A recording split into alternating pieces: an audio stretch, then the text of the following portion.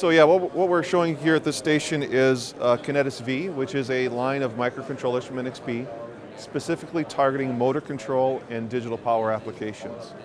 What NXP has developed with Kinetis V is a series of software tools to help make moving motors very easy. What we're finding is customers, industrial applications, and more applications where people are adding motor control to their systems. Robotics is a classic example.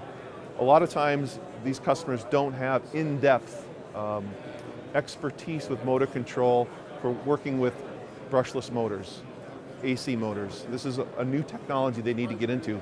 Kinetis Motor Suite is intended to solve that problem, to help a customer easily get up and running with a motor. Well, what I've got here is just a demonstration board with a Kinetis V processor. On top is a shield, if you will, that contains all the drive circuitry to drive a brushless DC or permanent magnet synchronous motor.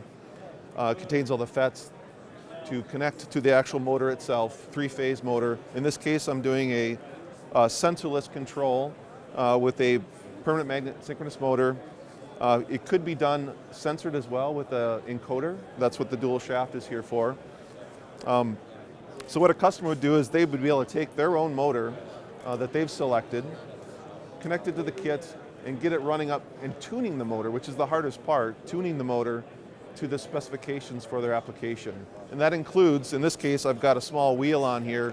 That's the customer's inertial. So every system is different when it comes to the inertial load on the system. The tool actually allows you to tune the motor to that inertial load.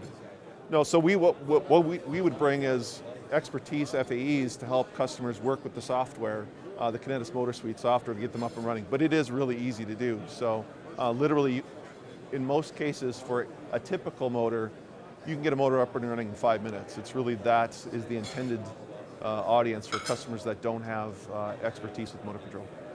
Yeah, so I mean, I would think like, I'll pick an example like a drone.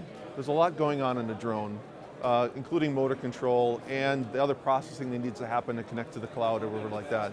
So this serves as a co-processor in the system to offload that motor control responsibility from their processor that maybe is communicating over a cellular connection or some other kind of wireless protocol.